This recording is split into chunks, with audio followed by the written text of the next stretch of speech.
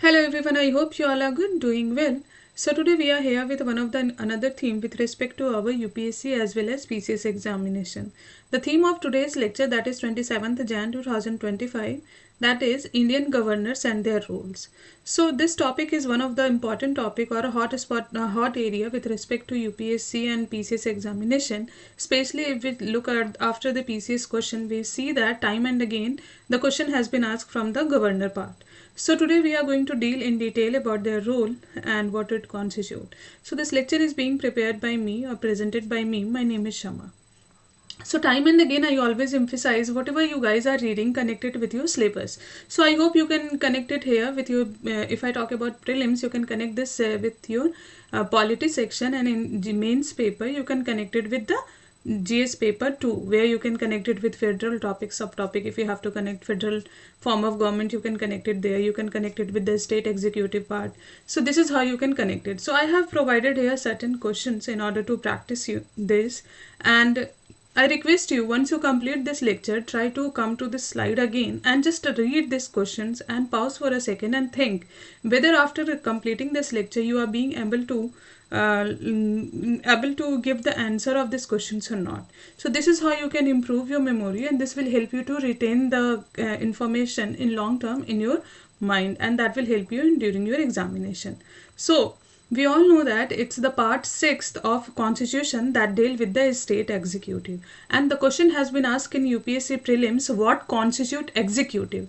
No doubt the question was not directly with the state executive part, it was the question was with respect to the center executive part. So if we talk about the state executive part, it consists of governor, chief minister, council of minister and advocate general of state. And the same, the question which was asked with respect to central executive, so what all constitute as a center executive, that is president, PM, council of minister and attorney general of India. So this is how you have to remember, and you have to connect your previous year question paper with the fodder whatever you are reading. So if I talk about the role of governor function is a vital link between union government as well as a state government. Governor is a nominal head at a state level, and he is a constitutional head of a state bound by the advice of council of minister. So what we are seeing, governor acts as in a dual capacity, as a constitutional head of a state as well as the representative from the side of a state.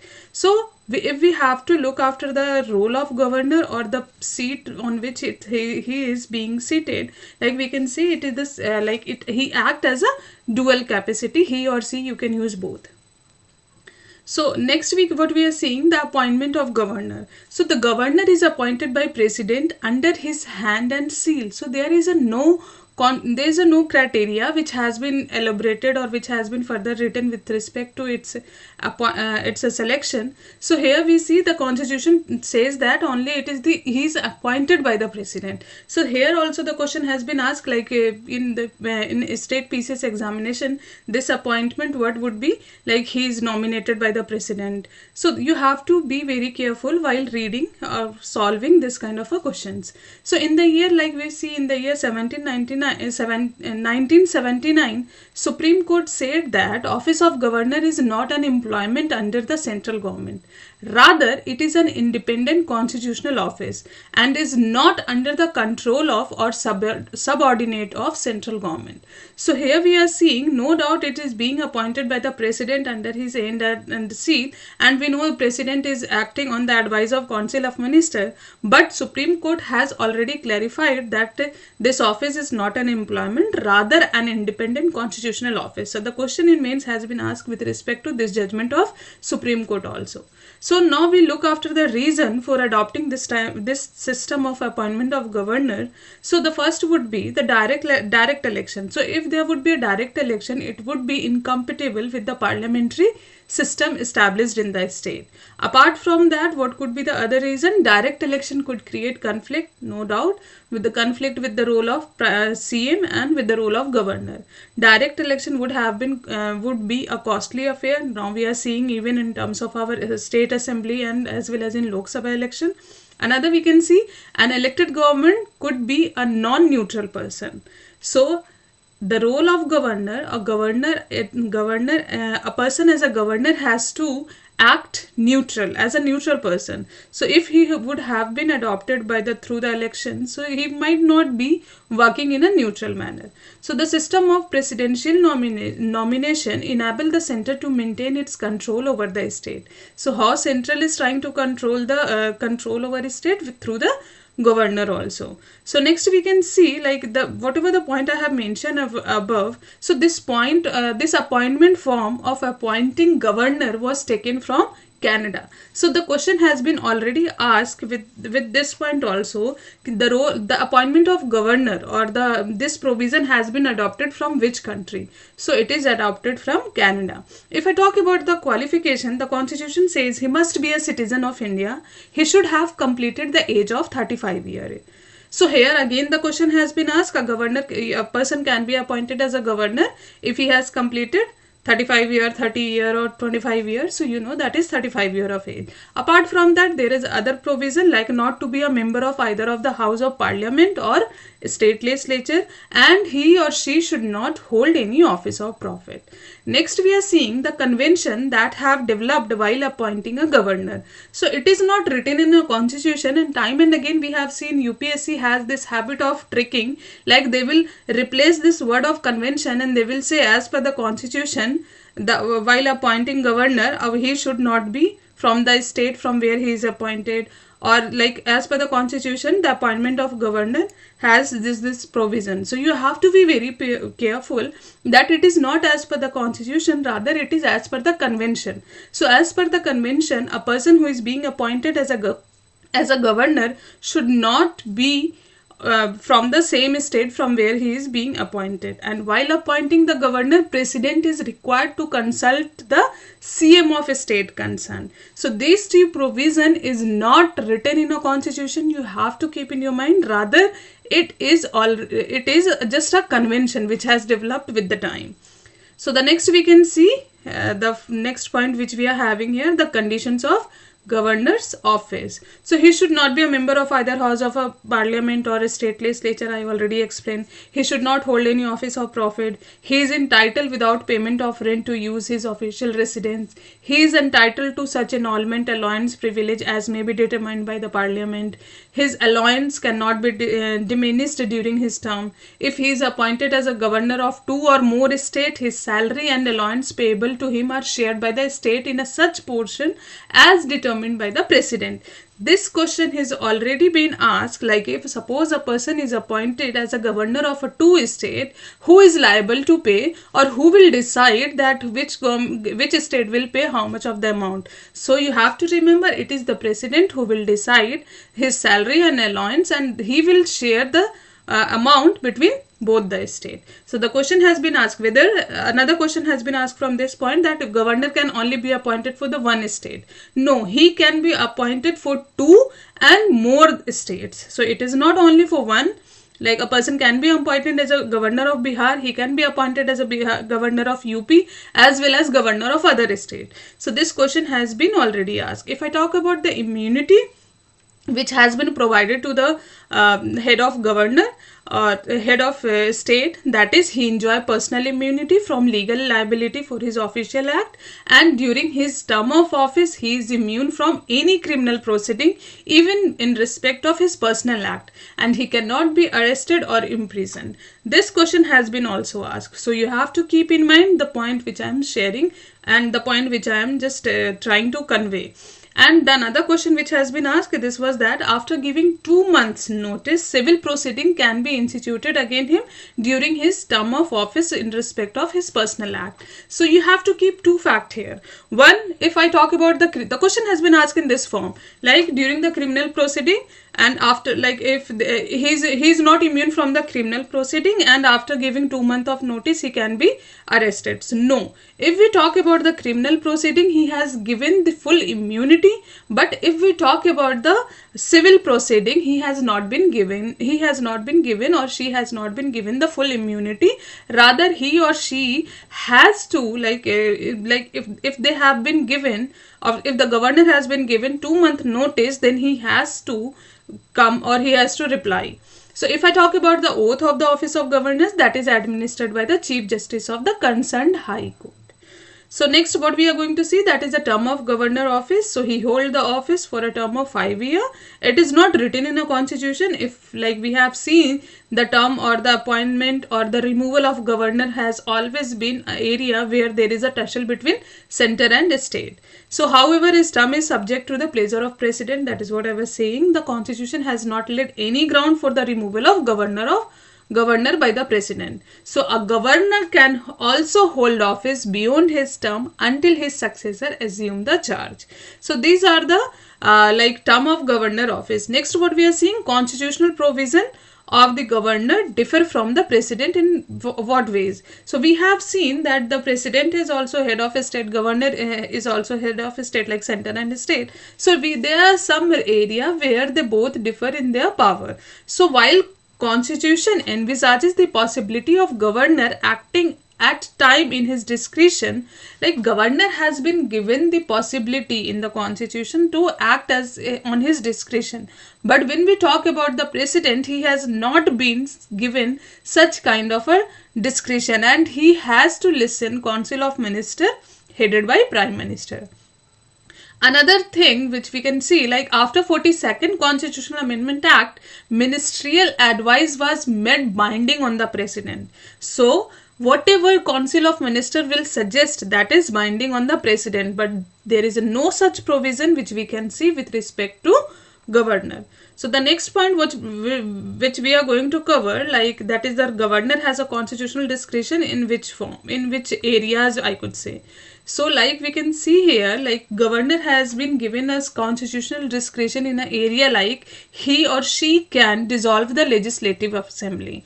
Suppose if the chief minister advise him to do following a vote of no confidence, following which it is up to the governor whether he would like to do it or not. So he is not bound by the advice of Council of Minister headed by CM. Governor can recommend the president about the failure of constitution machinery in the state, and there is a possibility that president rule can be applied in the state. Next, he can reserve the bill passed by the state legislature for the president assent. He can also appoint anybody as a chief minister if there is a no political party with the clear-cut majority in the assembly. Another rule which we can see, like he can refuse to sign to an ordinary bill that is being passed by the state legislature. He can seek information from the CM with respect to administrative and legislative matter of a state. So these are the area, like these are the constitutional discretion which has been provided to governor. In the next slide, we are going to look after the concern related to the office of governor. So the first concern which you can see, appointment of governor, like article 155. You have to remember this article with respect to your PCS examination, because there we see the direct article has been asked. So article 155 says governor should be appointed from amongst person of a high status with eminence in public, and the elected government at a state is not even consulted while making appointment of a governor. So that is what make it tussle, a reason of a tussle. So we have seen, like it is being said that with the convention, if the governor is being appointed by the president, he should consult to the CM of that state. But we have seen time and again it has not been followed, because it is developed with the convention, not written in the constitution. So the next point which we can see, appointment and dismissal of CM. So time and again we have seen that if the party change, suppose if the party in center, there is some party which is being elected or ruling at the center, and he appoint the governor in a state where the ruling party is different from the center party. So we have seen that there might be a possibility where government use his discretion and he just applied president rule, or he did not sign, or he did not sign certain bill. So this kind of a thing, this kind of a issue has also been seen. So the governor appoints CM and other minister, advocate general, chairman and member of a state public commission in the state. But after election in the state, there is a convention to invite the largest party to form the government in the state. But we have seen this kind of a convention has been violated time and again, and that we have seen, like we can see in the Karnataka, that happened also. The next we can see the reservation of bill for the consideration of president. Under article 200 of the constitution, the governor can reserve certain type of bill passed by the state legislature for the president consideration, and president can either give his assent or ask the governor to send it back to the state legislature. So here also we have seen there are certain time when the governor just keep the bill, and when the CM reach to the court and then they say that I have forwarded this bill to the president, so he will take the further. So we have seen because of this kind of activities there has been delay in certain bill being an act.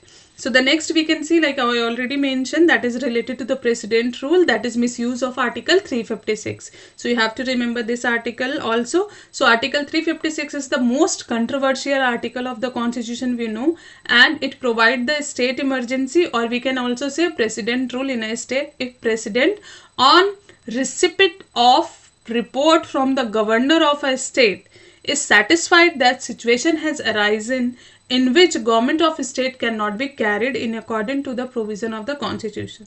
So there we see like this area is very important, and the question has been asked in prelims time and again. You have to go through in detail, like the duration of such emergency is 6 months and it can be extended further, and if it's being extended it has to be passed by the both state with respect to like a majority. So here if we talk like there is a one quote or one phrase, one quote which has been, or during the Constituent Assembly, Dr. Ambedkar Sahab said or made it clear that Article 356 would be applied as a last resort. So he said that he also hoped that such article will never be called in the operation and they would remain a dead letter. But we have seen the government has used this time and again very frequently.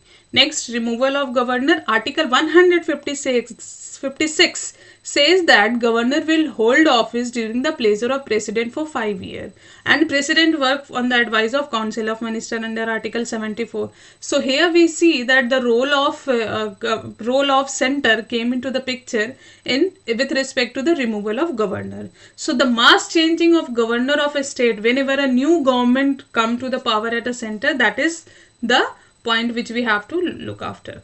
The next important point, that is with respect to major recommendation to improve the governor office with respect to federal polity. So this point is important with respect to PCS as well as with respect to prelims as well as with respect to your mains exam also. So I have just mentioned the case. I request you go to your book or notebook, just look after that. SR Bommai case versus Union of India, where it is about the limiting the power of governor and dismissing the state government under article 356. So this case is talking about this, and the floor of assembly is the only forum that should test the majority of government of the day and not the subjective opinion of a governor. So this same line you have to use while writing your answer. The next case is here, Rameshwar Prasad case 2006. I am not dealing that in detail this cases because the lecture might be very long. Next we can see another BP Singh versus Union of India. This was also with respect to on the removal of governor. So Supreme Court said like a president could dismiss a governor without having to provide a reason for doing so. This power could not be exercised in an arbitrary manner.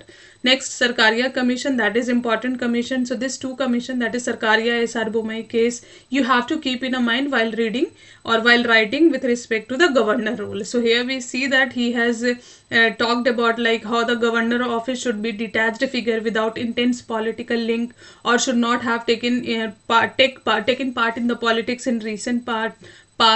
So a person who is being appointed as a governor, he should not be very active in a politics. So the next slide which we can see here, that is the way forward. So what we have to look in a way forward, like we can see the Supreme Court judgment, like the recommendation of Sarkaria Commission, Panchi Commission report need to be examined closely to make proper amendment. We have to look after the Supreme Court judgment also. We have to make governor office should be apolitical, discretionary powers should be curtailed, and there should be a proper guidelines on the appointment of CM.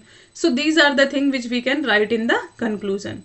in the way forward. Conclusion, like we can see the governor play a vital role in maintaining federal structure of India, and there is a need to make certain reform in order to ensure impartiality and efficiency. So these are the things which we have to keep in our mind while reading this topic. Here are the reference which I have used, so you can just look after it. And that's all for today. I don't want to continue this lecture or enlarge this lecture timing, so it's already 20 minutes. That's all for today.